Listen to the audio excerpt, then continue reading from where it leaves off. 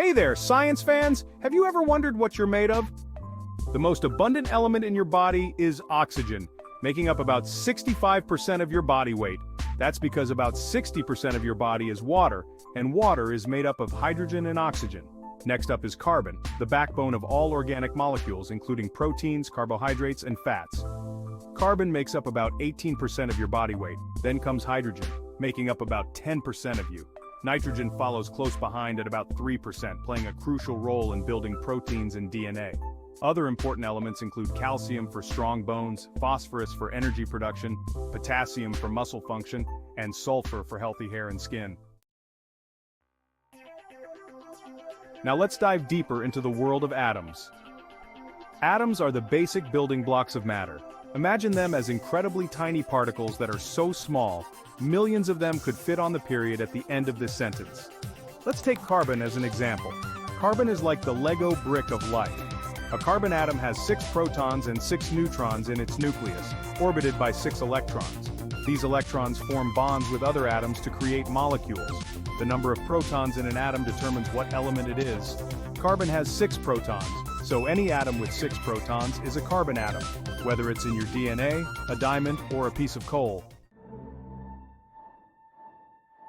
Sometimes atoms lose or gain electrons to become more stable. When this happens, they become ions, which are atoms with an electrical charge. If an atom loses an electron, it becomes a positively charged ion called a cation. Think of sodium, which readily loses an electron to become a sodium ion, Na+. Sodium ions are crucial for nerve impulse transmission and muscle function. On the other hand, if an atom gains an electron, it becomes a negatively charged ion called an anion. Chlorine, for example, readily accepts an electron to become a chloride ion, Cla, essential for fluid balance and stomach acid. When atoms share electrons, they form bonds to create molecules. Think of molecules as 2 or more atoms holding hands. A simple example is water, which consists of 2 hydrogen atoms bonded to 1 oxygen atom. Water acts as a solvent, dissolving substances and transporting them throughout the body. It also helps regulate body temperature and lubricates joints. Molecules come in all shapes and sizes, from simple ones like water to complex ones like DNA, which carries your genetic information. Now let's talk about free radicals. These are atoms or molecules with an unpaired electron, making them highly reactive. Free radicals can be formed naturally in the body as part of normal metabolic processes, like when your body uses oxygen. They can also be generated from exposure to environmental factors like pollution, radiation, and cigarette smoke. In small amounts, free radicals can be beneficial, playing a role in cell signaling and immune function. However, high levels of free radicals can damage cells, proteins, and DNA, contributing to aging and diseases like cancer and heart disease. When 2 or more different elements combine in a fixed ratio, they form compounds. Compounds have properties that are distinct from the elements that make them up. Take sodium chloride or table salt as an example. It's formed from the reaction of sodium, a highly reactive metal, and chlorine, a toxic gas. But when combined, they form a stable compound that's essential for life.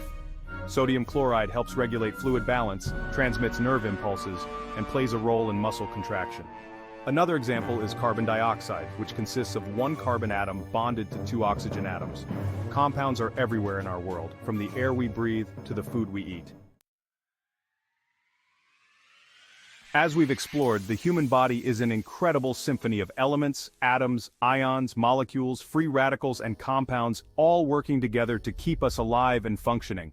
Each element plays a specific role, and maintaining a proper balance is crucial for our health. For example, calcium is essential for strong bones and teeth, but too much calcium can lead to kidney stones. Iron is necessary for carrying oxygen in our blood, but iron deficiency can cause fatigue and weakness. Eating a balanced diet, drinking plenty of water, and getting regular exercise are all important for maintaining the proper balance of elements in our bodies. By understanding the fascinating world of chemistry within us, we can make informed choices to support our health and well-being.